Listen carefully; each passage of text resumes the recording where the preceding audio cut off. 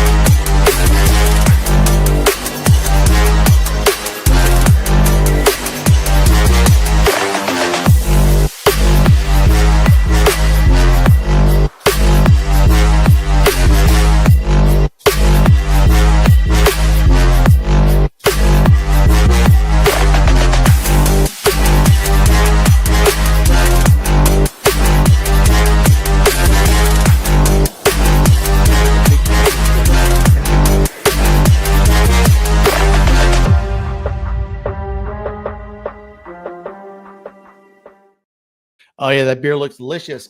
Well, it's your boy Chris, and I am here with another edition of Conversations with Chris, and I'm trying this new vertical thing because we're editing it down to vertical anyway, so let's see how it looks. And this is where I like to talk to interesting people like my friend Hal. Hold on. Well, like my friend Hal Benz. And Hal, man, you've done so many things, and you're doing so many things, and I can't wait to find all about it and share it with this world out there. So, I mean, awesome. Amongst being a coach and a therapist, you're a super nice guy, and I've always really liked you and appreciated you. So welcome. Yay. Hey, it's good to see you, Chris, man. It's good to see you. Likewise, man. So it's you and I both have this in common, where we kind of get like we're passionate about a lot of things, and then we figured out how to kind of bring it all together. So tell us a little bit about that passion that's kind of causing you to do what you're doing. Yeah, so I started, and I won't get the whole long lineage here, but I started my career, 1989. I graduated with a master's in clinical social work, and I started my career as a psychotherapist. And I found myself really working largely in end-of-life care, oncology, hospice care, that sort of thing, and really spent a lot of time and listened to and witnessed a lot of people at the end of their life, sort of trying to make sense of what was it all about, right? And took, for a lot of different reasons, moved on into real estate. Been in real estate now for over 20 years as a coach and a trainer in that space. And a lot of the ongoing themes that come up as I coach real estate agents was that people, that there was sometimes a lid on people's growth, right? And that lid really had a lot to do with how much they develop themselves as people, and so what I decided to focus my work on was really sort of performance coaching, and really looking at how do we help people kind of get into alignment in their lives so that they can live fully in all aspects of their lives, their relationships, their businesses, all those different things. And that's kind of the thing that I'm most passionate about right now. That's awesome. I mean, was there like a defining moment that kind of you experienced in that real estate world that led you to this coaching, this performance coaching therapy kind of world? I think I don't know if it was a single moment. I think it was a theme that kept coming up, where I would see people who, they sort of knew what to do. They were trained. They had great training. There's a lot of great training out there, and yet they couldn't seem to execute. And when we started to scratch the surface on what was going on, what we found was that there's just a narrative that was running in their head, and lots of different things that were getting in the way of them really taking the action to kind of make the business go the way they want to. And so when I saw that theme over and over and over again, and that's where I decided to say, that's where I want to focus the work. It's an interesting thing you said, where people and we this theme pops up a lot in coaching, and people struggle with execution, not necessarily strategy. And you and I are no strangers to working with real estate agents that, man, I call them the free lunch crowd. They love to learn stuff and they love to go to all the things, and then they leave there and they go out to lunch and they never come back.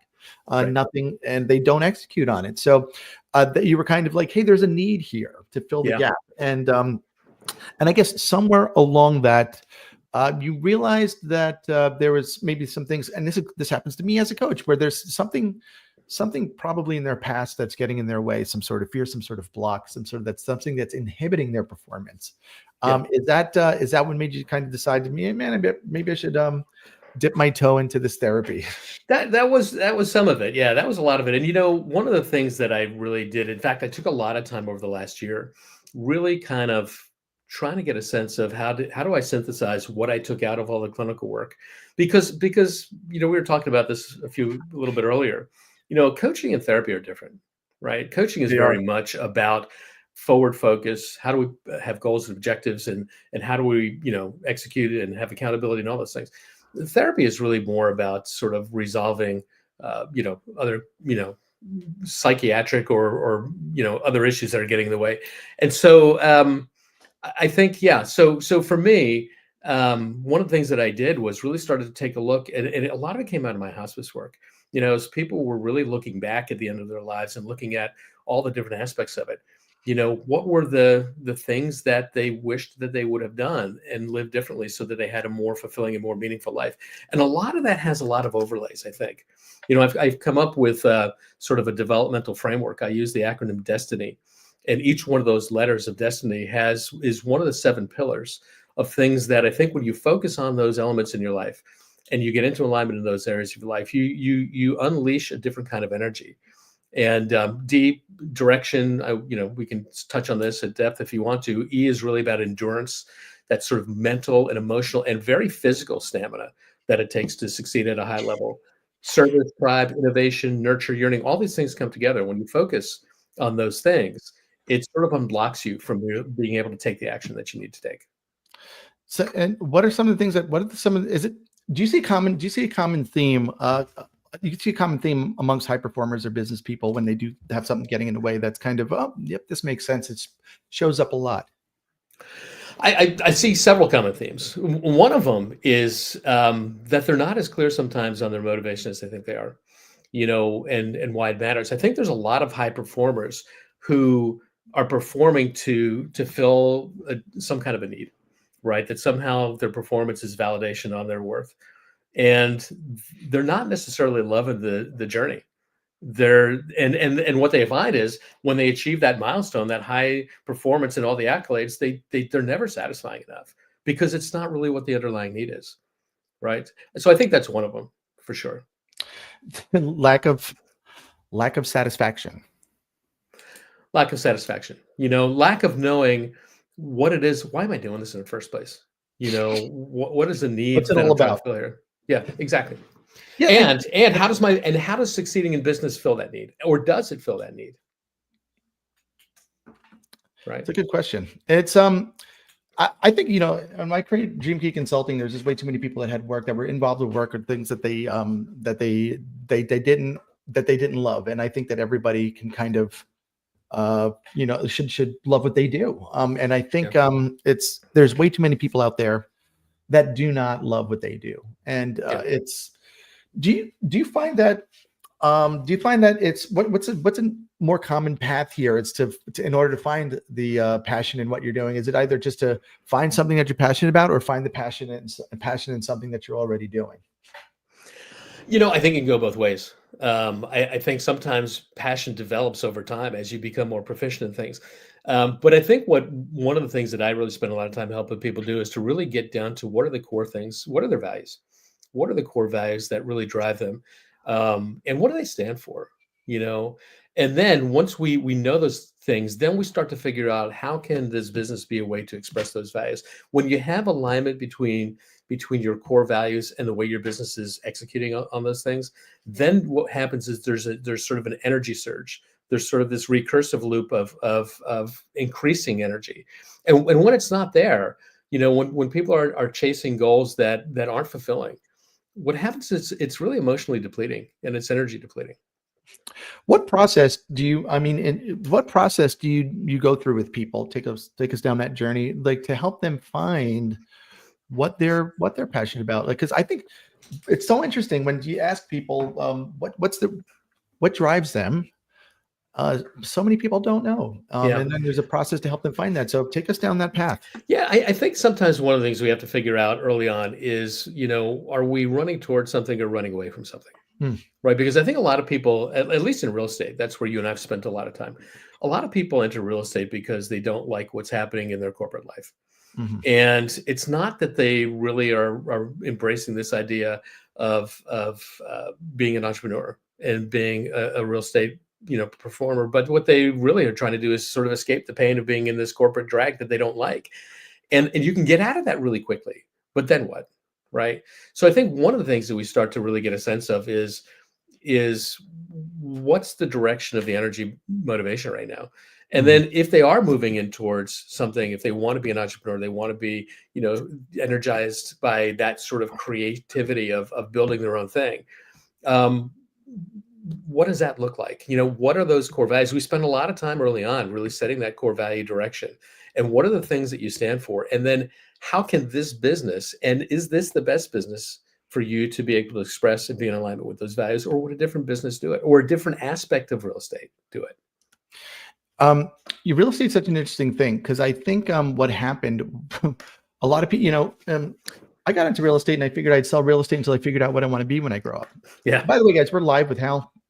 Post your questions in the comments, and if you pop in, we'll get them over to you. So we'll get the answers over to you. But you know, in real estate, it was kind of like, hey, I'll do this until I figure out what I want to be when I grow up. And I understood it as an investment vehicle. I never fancied myself a salesperson. And then here I was really good at it. And kind of my approach to it. And I have a low economic drive, which is we're surrounded in real estate by a lot of people build an empire, you know, like, you know, crush it. Why not go out there and, you know, shovel as much money into your bank account as possible? And Right. It's, you know, it's just a weird thing. Yeah. But and then in hiring real estate agents, you get so many people that are like, well, I can't get a regular job, so I figured I'd sell real estate, or Yeah. you know, Right. it's I wanted to have a flexible schedule, or all these different reasons. Which is sometimes code for I can't show up at work on time, so I figured I'd just do my own thing, right? So Yeah, absolutely. You know, Yeah. that's really what it is. And so, you know, and you talked about sort of that economic drive. I think for a lot of folks, there is sort of this perception that this industry is driven by an economic drive. But what I find is really the highest performers, that's not really it. The economic reward is a byproduct of something else. You know, the real driver for a lot of folks to succeed at the highest level is driven by service and driven by sort of solving people's problems. You know, people resist this idea of being in sales. You know, I spend a lot of time using a behavioral assessment tool called the SPQ Gold, right? And it's a sales performance questionnaire, and it really measures prospecting reluctance and the reluctance that salespeople, not specifically real estate agents, but salespeople in general have in self-marketing, promoting themselves. And one of the common barriers that folks have is they really run away from this notion of being in sales because of all the stereotypical bad, sleazy salespeople that are out there, right? And nobody wants to be aligned with that vision. And I get that. And yet at the end of the day, sales is nothing more than getting paid to solve people's problems. And it's a true act of service. It's guiding people through decision-making that's in their own best interest so that they can make a decision and take action in an area of their life where they need to take action. And when we do that at a high level, it's an act of service, and it's not an act of transactional sales the way we think about it. Yeah, you know, and there's too many transactional people out there, and that's the way I looked at it. I mean, I'm an educator at heart, and I just found like, man, people need to know about this. And I was so like, people didn't like to work with first-time home buyers and things like that. And I loved it. It was so rewarding because it was like, man, somebody that didn't realize they could buy a house could buy a house, and you help people kind of take that a huge step in life and for them to start accumulating wealth for themselves just by owning real estate. I thought it was a wonderful thing. I think you mentioned that you were like in your therapy work. How much does this cross over, like your therapy and your coaching? And they are very different things. And I mean, you mentioned that you work with people with anxiety and anxiety disorders and families and all that kind of stuff. And there's a lot of crossover. I mean, the same tools are in the toolbox, right? So I'm trained in hypnosis, I'm trained in neurolinguistic programming, I'm trained in cognitive behavioral psychology, all these different things. And a lot of people in coaching use a lot of these same tools. I think the difference between the two, though, is, as I said before, is sort of the focus. Whereas coaching is future focused, and psychotherapy is in many ways resolving barriers that are standing in the way of them living in a way that, and again, the medical necessity, which is the piece from a psychotherapy standpoint. But I think one of the areas that cross over a lot for me, I focus a lot on this idea of the mind and the body being integrated, right? We think about mindset, we think about mind body. There's really no separation between the two. Mm-hmm. And a lot of the work that I do, both as a therapist and as a coach, is really how do we do the things that put the body in the right alignment, and the nervous system, the sympathetic versus the parasympathetic nervous system, and all these different things, so that people have the energy, right? Because motivation, the way I look at motivation, is very different from desire, right? Desire is what I want. Motivation is, do I have the bandwidth to do it? And you can think about like having the greatest brand new phone in the world with all the bells and whistles and all the capacity in the world. But if the carrier cuts down the bandwidth on your connection, your phone is never going to function to the degree that it could. That's a great analogy. And much of what I look at is energy management. And how do we remove those blocks? And some of those blocks are emotional blocks or relational blocks, or some of those are just things like, are people getting enough sleep? Are people, getting the hydration and the nutrition and the things that they need to fuel their body in such a way that they can show up and perform at the highest level possible? Yeah, and I love that you're talking about this, because I got, my mornings were so big for me for this energy plan, and it's things happen and life happens, and sometimes things get in the way of these rituals that we have. So I'm getting back to my morning momentum and kind of doing that. And I was just curious, what rituals do you have maybe that you do every day to kind of maintain this energy? That's a great question. I think there's a couple things. One of them is, and I'm going to go to sleep, because I really believe sleep is one of the things that undergirds everything. And I think there is, especially in the world of entrepreneurs, there's this hustle culture that I can sleep when I'm dead, right? And it's just go. And there's this badge of honor in sort of believing that you can get by on 2 or 3 hours a night of sleep and Red Bull and all that sort of stuff. And yet the reality is that creativity, innovation, all the different things that really are the hallmark of people who can perform at the high level requires a certain amount of restorative sleep. And so for me, some of the rituals are sleep related. It's a wind down routine at night to make sure that I put myself in the best position to get a good night's sleep. And that includes things like trying to get off screens, right? And that's hard. That's hard when you're in this business. Yeah. And if you can't get off your screens, and I get it, work has to get done, at least can you change the filters so that we block out some of the blue light that keeps us thinking that it's daytime and makes it hard to have that melatonin release so that we can sleep, right? So bedtime routines are one. Nutritional routines and habits, really, in terms of making sure that I have the right kinds of foods at the right times of day to fuel my body the way that I need to. And then I would say even things like journaling and writing and sort of getting those thoughts out, on a regular basis as a way of creating clarity in your life, as a way of sort of offloading emotional stress. Those are some of the routines that I take part in. Proactively planning. Yeah. I mean, it's all great. It sounds like you've got some really great night habits too. It's sleep is one of those things. And I find that I need good sleep, not necessarily a long sleep. They'll say like, you need 8 hours sometimes, but I think as I gotten older, man, a solid 6 hours really does it for me. And it's I'm not because I want to work more and kind of burn the midnight oil, so to speak. I like to wake up. I wake up in between 5:30 and 7 o'clock with no alarm clock. Wake up, And then give me my sunrise. I do some grounding, like Yeah. I drink some, hydrogen water with lemon in it, all kinds of stuff, and just kind of have these things, do a little bit of exercise, and man, it's nothing starts your day better than that. And also I find that when I start my day like that, I have at night when I'm winding down, I end up sleeping better anyway. It's Yeah. just a natural thing. But that screen time, it's so huge. My phone goes on do not disturb, and I stay away from it. Also in the morning, so many of us wake up, and the first thing we do is we grab that phone. We go to Yeah. look at the time or something.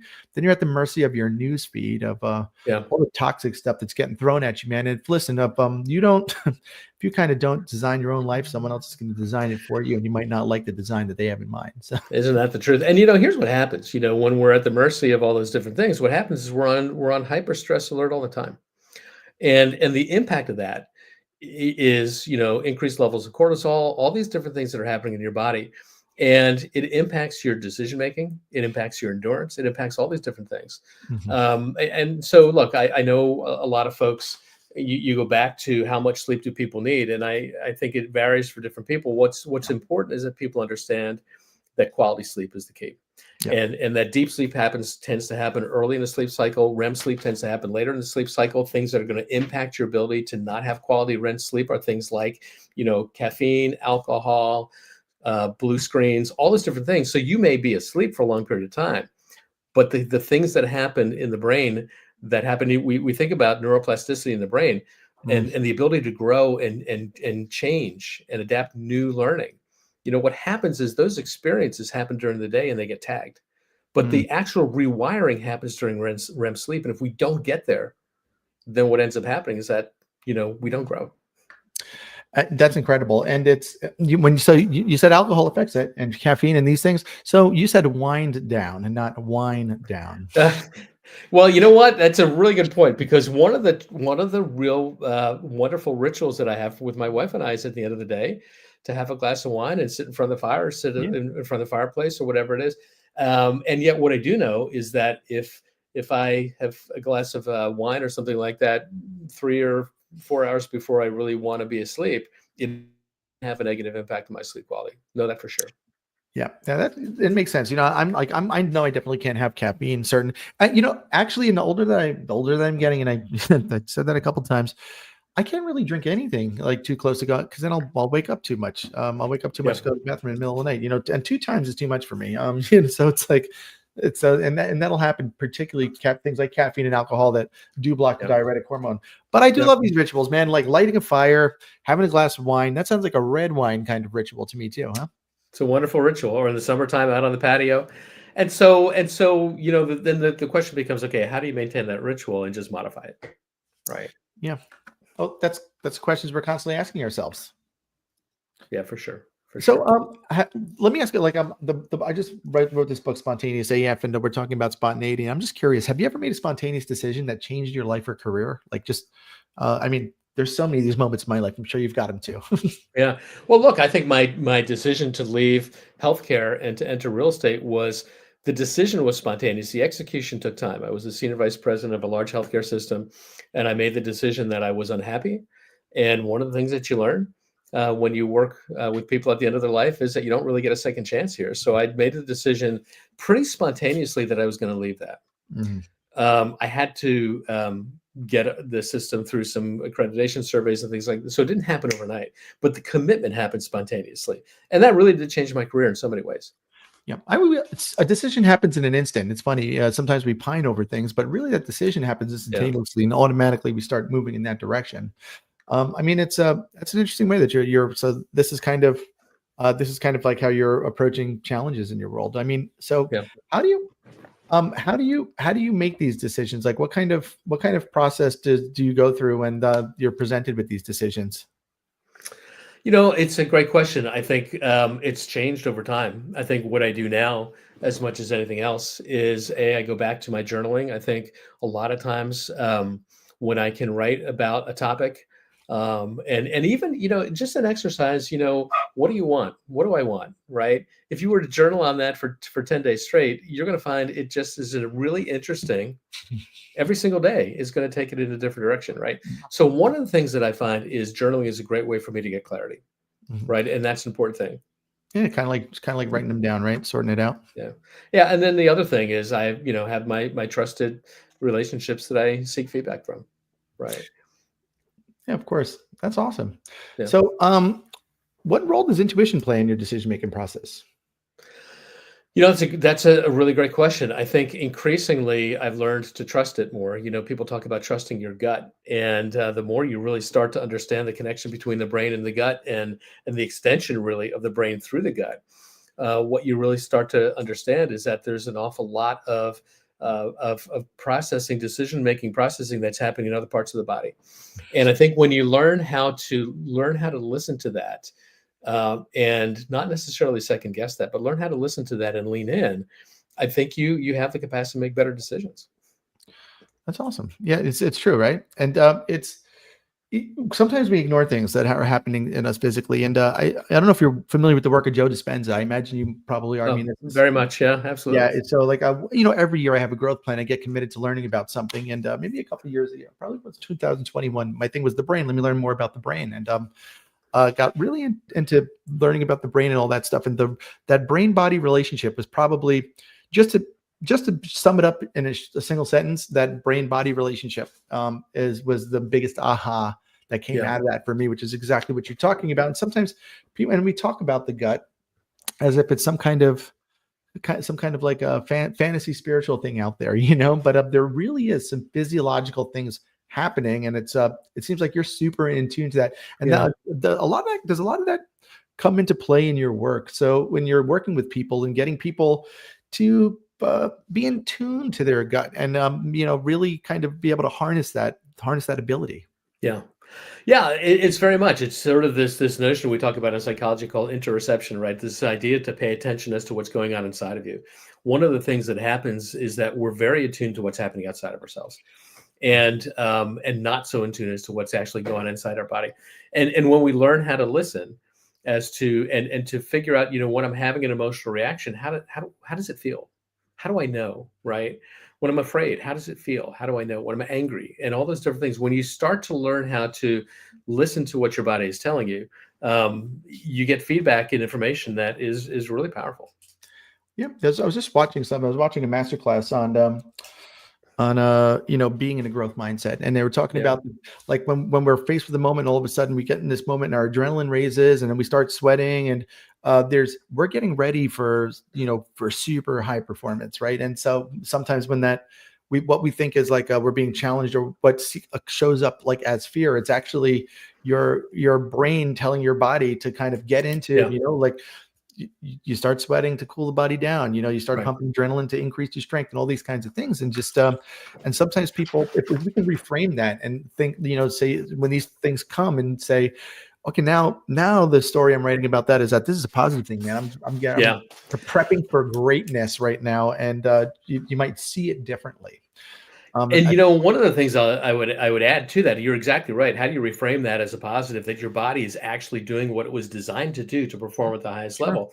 But I also think that one of the things that happens in that moment is when we're really talking about traditional fight or flight, one of the things that happens is the brain's neocortex, the thinking centers of the brain, get disengaged, because you can't overthink that moment. You have to react, No, right? yeah.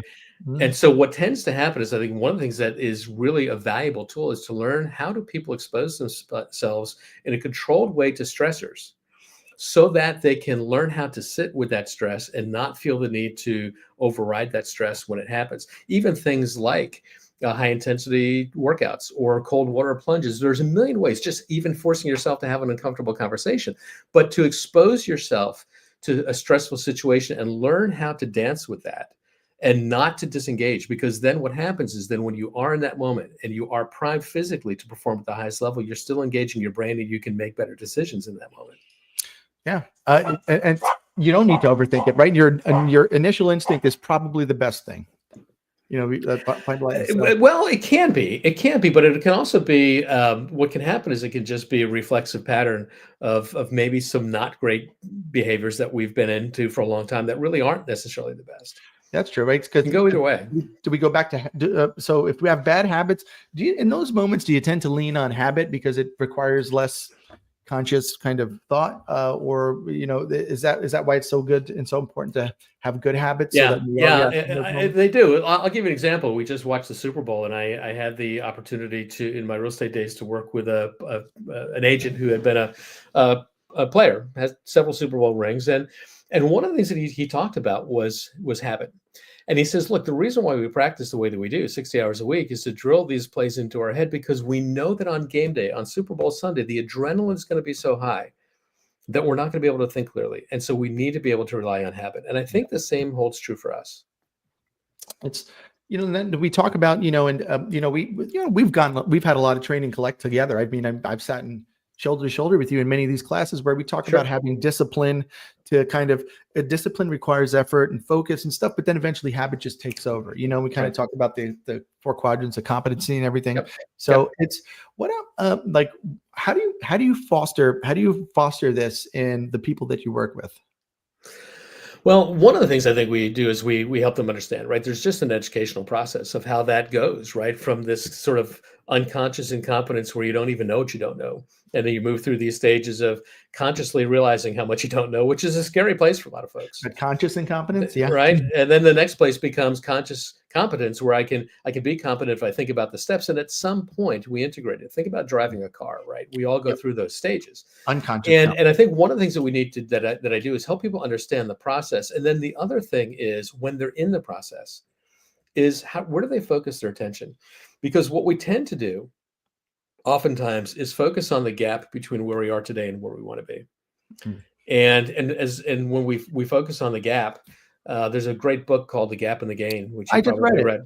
Yeah, right. And he talks about sort of, goals being like trying to chase the horizon, right? Yeah. You get to a point where you think it is, and it keeps moving farther away. And one of the things that what I try to do is help people keep their perspective on having a goal and letting that goal be a motivator to drive you, but to focus your attention on where you've come. Yeah, because when you focus on that, what happens is that becomes energy. That becomes reinforcement that I've got agency over my life and I am capable of making change. That's right. And so that's kind of how one of the ways that we help people focus on those things. Yeah, that's a great book. And focusing on the positive. And Jim Rohn once said, we love Jim Rohn. It's he said there's people that are ambitious, there's people that are content, and very people that are ambitious are rarely content, because they hit a goal and they're like, okay, what's next, right? They're constantly moving. And people that are content are just kind of like, hey, I'm good where I am, and they never become ambitious. If we could find a place where we could experience those things at the same time in what we're doing, where I'm ambitious about what the future holds, but I'm also really proud of the gain that I've had. And I'm really content with where I am, but I'm also ambitious. That's kind of the sweet spot of life. And that's a conversation I have with myself on a daily basis. Yeah. And I look at those two as the difference between content and satisfied. Yeah. Because I think there's a lot of folks who achieve a goal and they're not satisfied. They want to achieve the next goal, but what they're content with is the journey. They're content with the game and the process.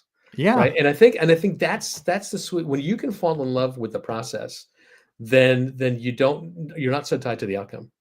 Right. And that's where I think that's where I think people are happiest in life. Yeah.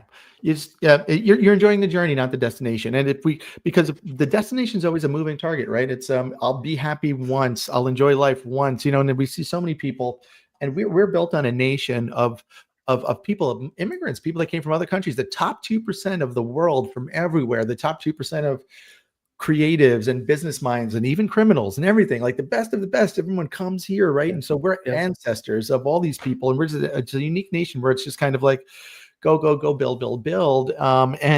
It's sometimes you got to slow down and smell the roses and really enjoy what's happening. And writing this book has been the thing. It's like, I'm excited that the book's coming out, but what a journey going through it, and like all the stuff that I'm going through, man. And I'm like, I want this for my life and everything. And I want it for all the people that I work with. Yeah. So for you, if you could go back and give I always wonder, like, if you could go back and give your younger self one piece of advice, like, what would it be? Yeah. I think one piece of advice I would give myself is to learn earlier to be present in the process and to not be so focused. Right. I mean, I've been blessed. I've had a lot of success in a lot of different areas of my life, and I didn't always enjoy the journey. Right. And I think one of the pieces of advice I would give myself is to learn how to sort of enjoy the process along the way and not be so tied to the outcome. I love that. Yeah. Don't be so tied to the outcome. And man, did that help us as team leaders? Oh, you ain't kidding. Yeah. Like, what's something that you're really excited about right now? Like, what project or initiative you're working on that you're really excited about? And I just want to know how people can connect with you and learn more about your work and what you're doing. And I'll drop a link here in the comments. So just, tell me. Well, I think one of the things that I'm really excited about right now is I'm taking a lot of what I've sort of put into this development model, right? The 7 pillars of this destiny model, and I'm developing an online course where people can take that self-paced, self-guided, and there will be lots of different exercises in terms of how they can explore and develop at each one of these different 7 pillars. And I'm really excited about that. I'm working on that right now. That's one of the things I'm super excited about. Where can people find me? They can find me lots of places. My website is thriveactive.life. Right, that's the name that I created to this business. I took Thrive and Active, smushed them together. It's sort of the proactive process of doing the things that will help you thrive, regardless of what's going on in your world. So it's thriveactive.life. It's a .life website, not a .com. So that's where people can find me. Social media as well. It's not. It's not pulling you up. Thrive, THRIVE, active, ACTIVE.life. Right. HTT. It's a secure website. You might have to HTTPS it. Really? Yeah. And not www. And that shouldn't be the case, but that does happen periodically with my provider. I have to go back and unsecure that periodically. Oh boy. It's not. Let me see. Yeah, it's not working for me, but well, let me just see something here. I'm going to drop it here anyway. You know what? Let me get to it and I'll put it into the chat for you. Yeah, and I'll just add it to the comments here, and it'll be all the places this is streaming on Facebook and LinkedIn and YouTube. And sometimes people want to check out those things. But ThriveActive, that's like when I came up with Dream Key Consulting. It's just like, oh, guess what?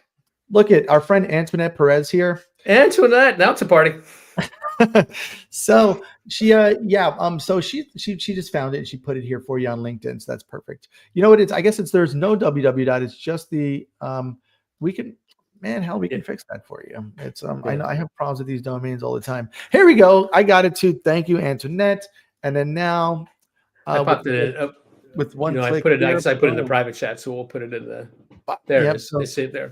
We got it on LinkedIn from Antoinette. We got it on. Thank you, Antoinette. You're the best. We got it on YouTube. We got it all the places to be able to go connect with Hal. That's going to be a good thing. Thank you so much. Cool. We got it. And is there anything I'm not asking you right now that you want to share with the world? Look, I think it's been a great conversation. I think really what I want to share with the world is, look, life is a gift. It's a blessing. And lean in and live intentionally. You don't get a second chance. So make sure that you're living it to its fullest.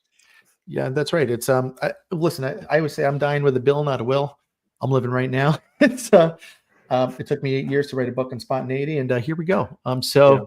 Cheers to you, Hal, man. I love what you're doing out there in the world, all the magic that you're producing, and I'm looking forward to connecting with you on further things. And it's sometimes you have a need, and the universe shows up with somebody, and you don't need to go out there and find somebody new. You say, "Hey, my old buddy Hal has got these things going on." So there you go. From now on, when I'm in front of people and I'm like, "Whoa, there's too much damage there, too much blockage. I can't do this stuff. This is not my cup of tea." Why don't you go have a cup of tea with my friend Hal? And so thank you so much for popping on today. This was great. And we'll talk to you soon out there. See you in the virtual world. And hopefully I'll visit you when I get up to New Jersey. Sounds great. Look forward to it. All right. Take care. Be well.